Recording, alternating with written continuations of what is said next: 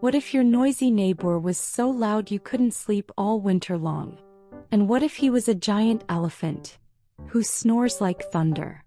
Let's jump into the charming tale of a tiny squirrel, a sleepy elephant, and a proud fox, and see how a little kindness can change everything.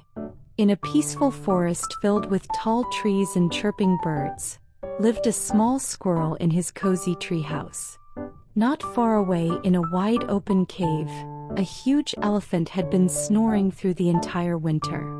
Every night, the poor little squirrel tried to sleep, but the elephant's deep, rumbling snores echoed through the woods and shook the branches of his tree.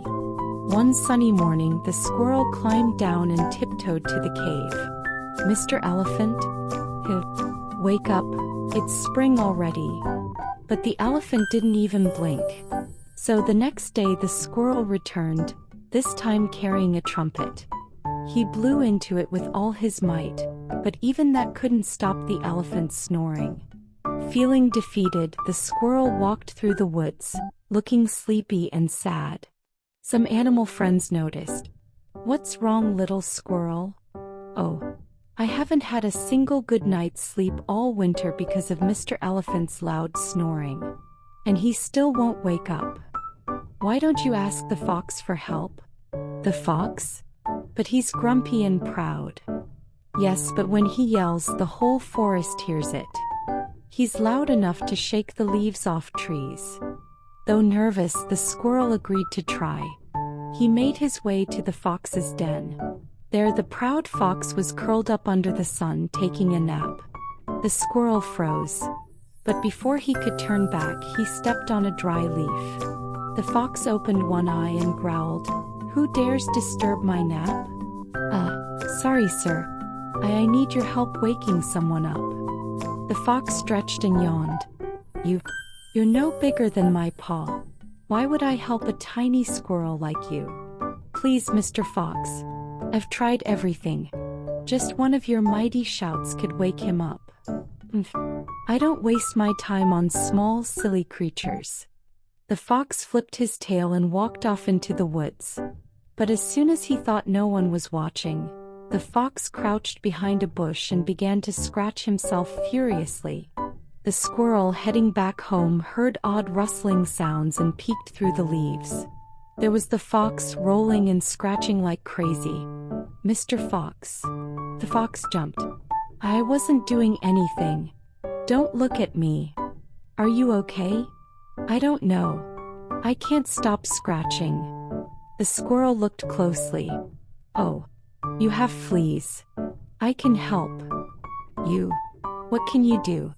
You're just a squirrel." Without waiting, the squirrel hopped onto the fox's back and began picking off the fleas with care. "Stop. What are you doing? That tickles.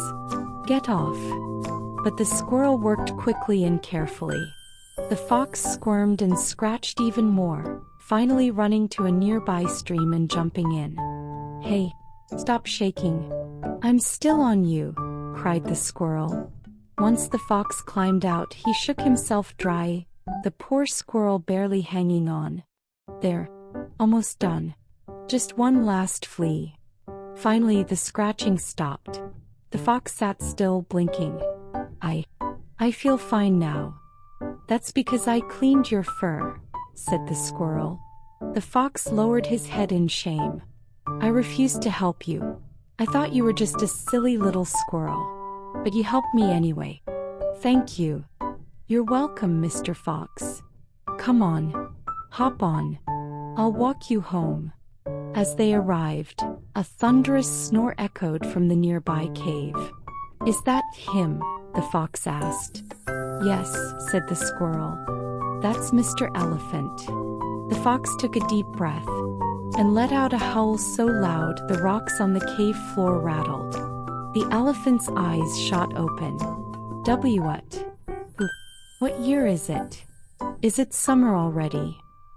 The animals nearby laughed and giggled. Even the fox chuckled. And at last the squirrel smiled. The forest was quiet again, just in time for spring.